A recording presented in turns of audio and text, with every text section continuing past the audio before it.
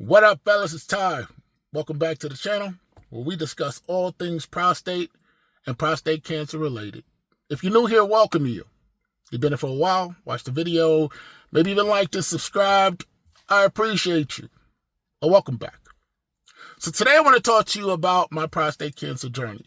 I have this broken down into a number of videos, but the thing is that as people come on and continue to join our community, they don't necessarily go back to the beginning. So, the way I'm talking now doesn't necessarily resonate with them the same way it does those of you who have been here for a while. And so, I'm going to put this all together in one, kind of just what my war looks like and the multiple battles that I've fought, and kind of put it in a way that everybody can take whatever food from thought that they need, and they can eat their fill, and then come back later or whatever the case may be, and then go look at the individual videos where I have it broken down. So the thing is that I actually have notes. Now, normally I go straight from a different place, and while I wrote down those things to make sure that I had that, I didn't want to miss anything, and I didn't want to leave anything out. So here we go. So this is my war with prostate cancer that started with multiple battles. So the first battle I was fighting was my enlarged prostate. Having an enlarged prostate, I had this frequent need to urinate. I felt like I didn't finish all the way. And so, with my father having told me that my grandfather had prostate cancer, I was aware that I needed to watch that, and it was causing me all kinds of friction because I was sitting there thinking, how is it possible that I have an enlarged prostate when my grandfather had prostate cancer and we shouldn't be looking at that? And during that battle was pretty difficult because during that battle was when my prostate cancer was in fact growing. I just didn't know it. And that led me to my second battle. Now remember, there are multiple battles in my war, so I'm going to go back to this on numerous occasions. So the second battle was convincing my doctors to do something. The thing is that, as I've stated in my videos, every time I went to the doctor and something was going on with me, they always attributed it to my enlarged prostate. And I thought, listen, I know when something's wrong, something's wrong. And I had all these other things that I thought was wrong with me, and I could not figure out what was going on. And so that battle was trying to convince them to do something. And not to kind of sit, because it was a while in there that every time I went, it was almost like I was in and out of the door. I spent more time in the waiting room than I did in there talking to the doctor. It's like, hey, here's the pills, go ahead. So that was a battle in and of itself. I was trying to get to the point of convincing them that something was going on. It was at that point, and I've mentioned this in a more recent video, that underneath my scrotum I had this pain. It was a pain at ejaculation, and it was just sometimes I was sitting around and I was having pain. I said, nah, that wasn't supposed to happen. And then my soldier was also not necessarily responding to stimuli the way that it was supposed to.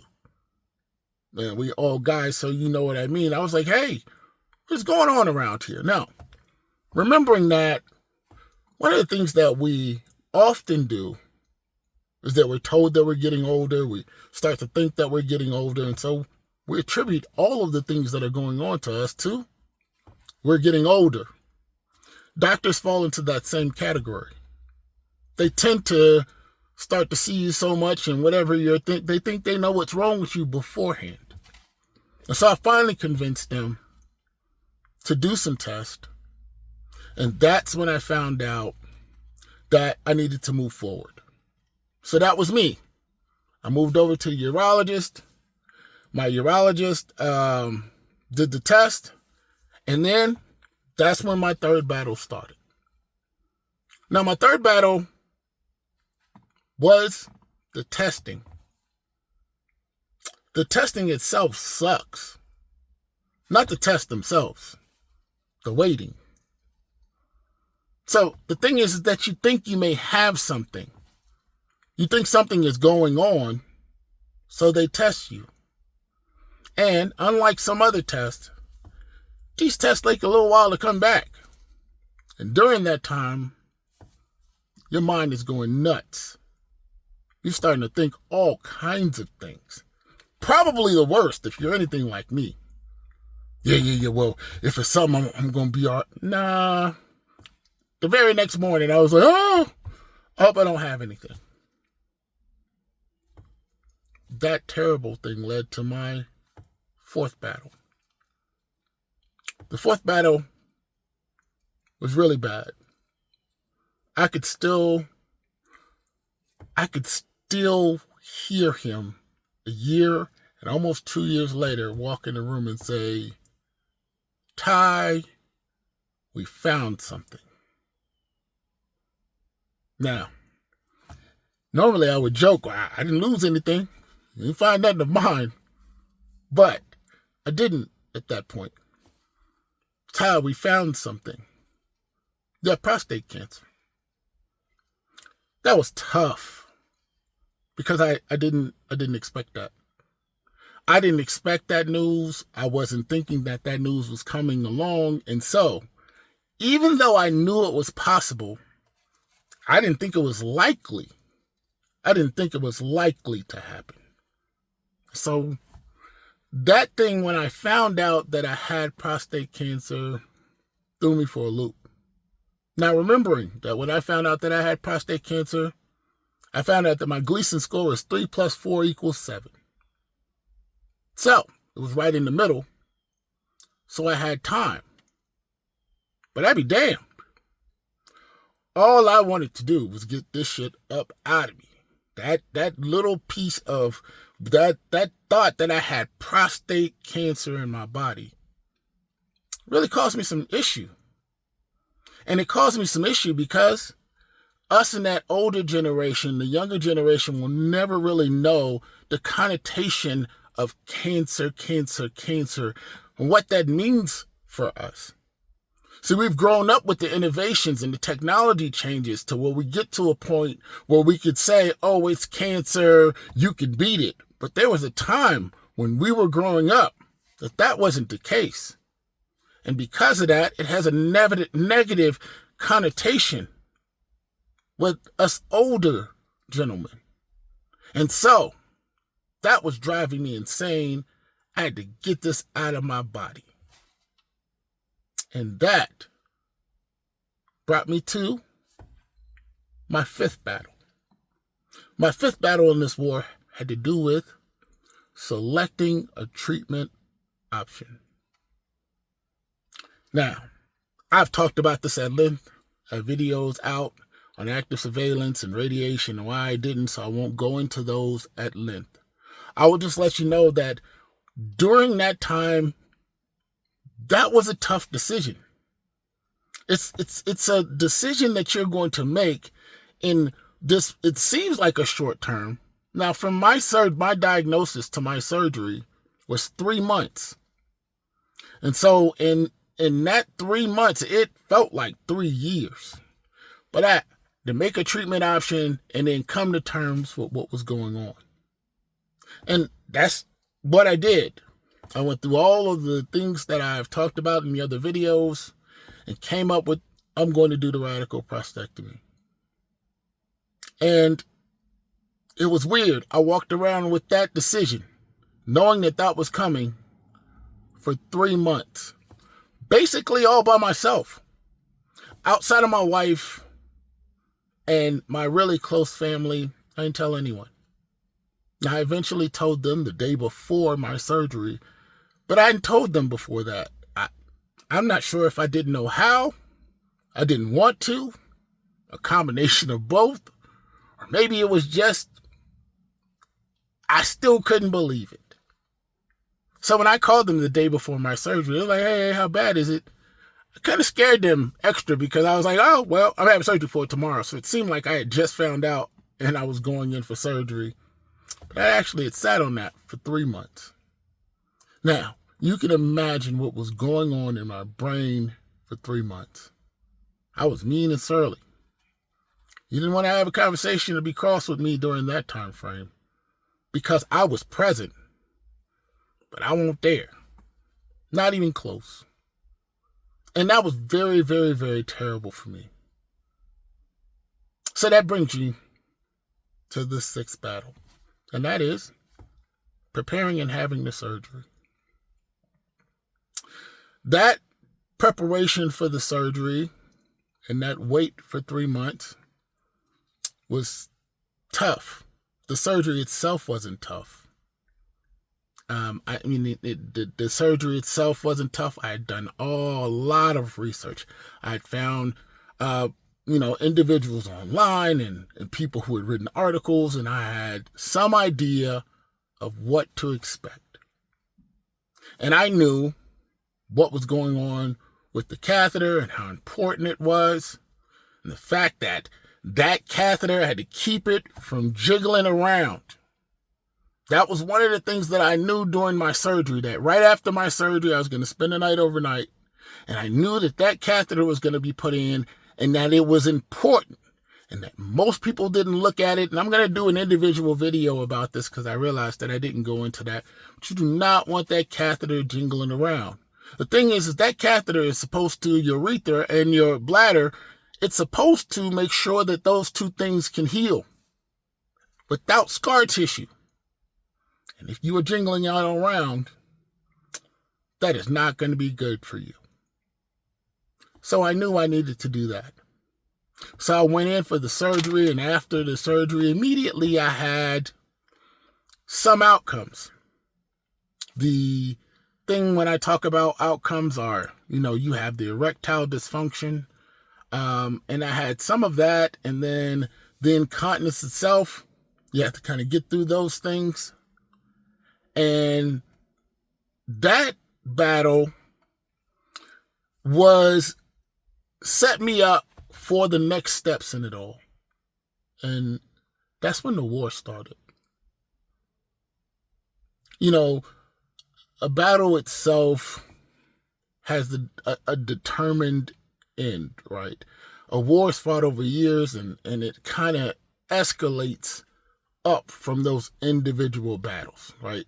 Some people say fights, but they were actual battles. The battle was within. And so is the war. And a lot of you, based on the comments that I've read, and a lot of you, based on some of the things that I've received, are in that war stage. For those of you who are not, don't worry, when you get here, the battles will prepare you for the war. But for those of us who are in the war, you'll understand what I mean. See, in the war, what happens is that you've healed from the surgery. You've healed. And once you heal, because a lot of times individuals will have the radical prostatectomy or they'll have the radiation. And then what will happen is that immediately afterwards, they believe that those are their outcomes. But the thing is, your insides are healing from the fact that you've had radiation or you've just had a major surgery. So those two things are occurring. You got to give them a chance to heal. For those of us who are in the war, we already know that we've healed. And we know what our outcomes will be. Now, some of those outcomes will be short-term. Some of them will be long-term. It kind of depends on how everything is going. For some of you, you will have erectile dysfunction for a while. For most of you, and this is hopeful, within a year time or so, you'll be back to almost normal. At least having functions in that whatever it is, whether you have to use the pump or you have to use pills, you'll be able to get an erection, keep an erection, and be able to do whatever it is you need to do with that. For others, that doesn't come back. And that depends on the grade of your cancer. It depends on how old you are. It also depends on how much you weighed and what your body structure is. There's so many things that go into that. And likewise, that goes into the incontinence. Now, for some people, the worst parts of their incontinence will be right after they get the catheter out. And some weeks, and maybe months after that. And then it kind of does this thing, it plateaus, and then it just kind of goes across.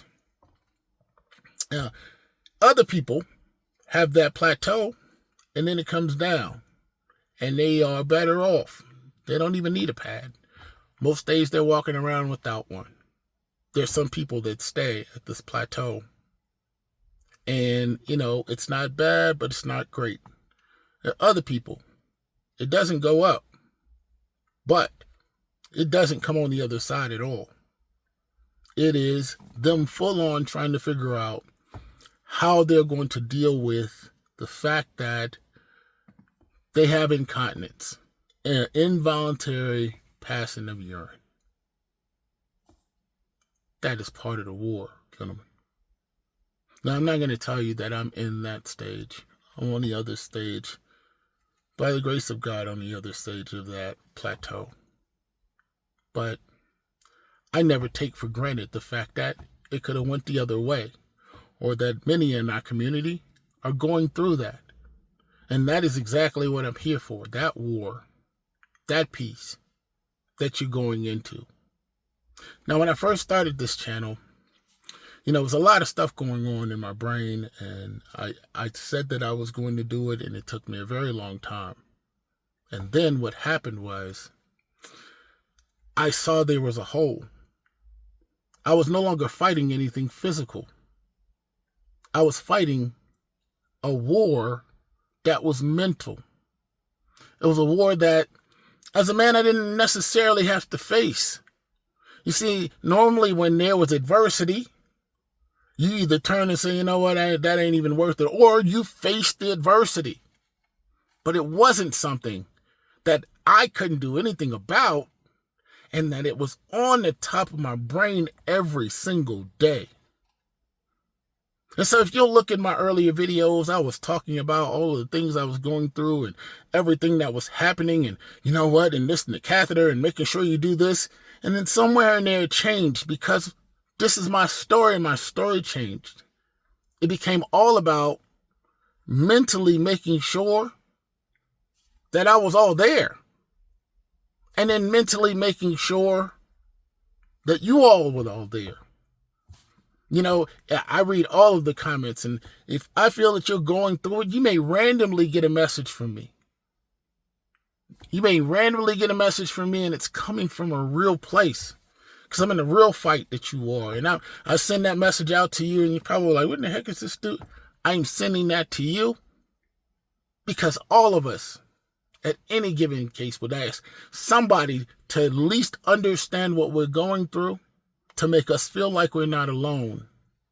And then to hear it from somebody that knows, it makes it that much stronger. Because you see, it's not just the people that are holding you up on the side to make sure you're strong. It is also the people who are next to you, who are also getting held up, who don't want to be. They both want to stand. You want to stand and I want to stand, but because we are going through this, I'm going to still, even though I'm being propped up, put my hand behind you as well, because I want you to get better, because mentally we cannot check out. There's so many of us who are choosing to do things harm to themselves because they just cannot figure out how to reconcile what has happened to them. And it's very unfortunate. And so, this is how the channel and all of the things that you see turned into this, I don't know.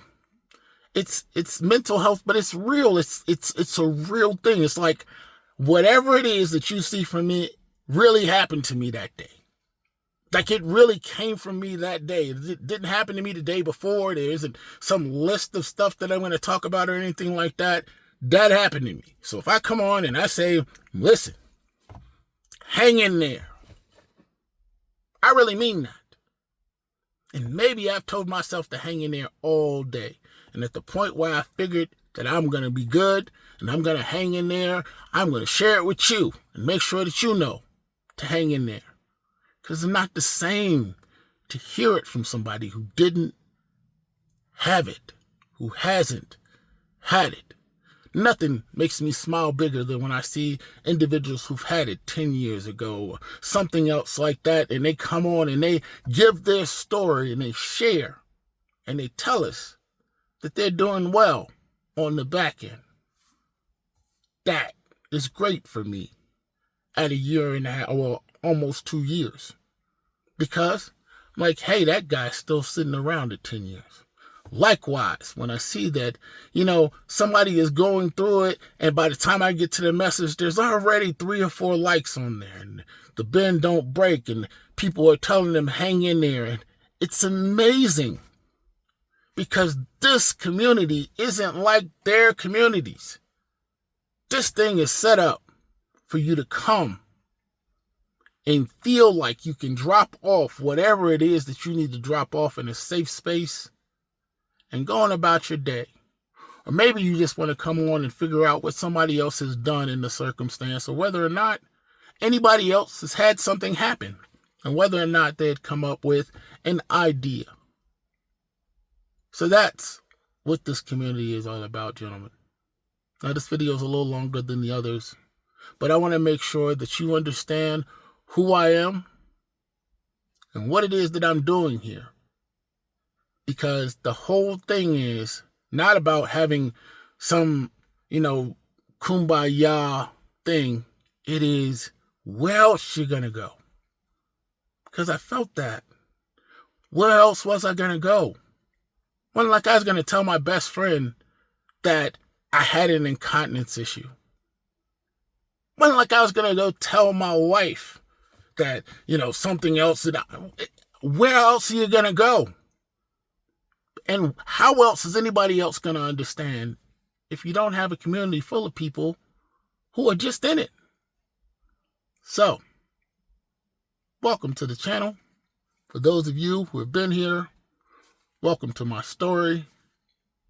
I'm looking forward to us continuing this and going on. I hope this finds you well.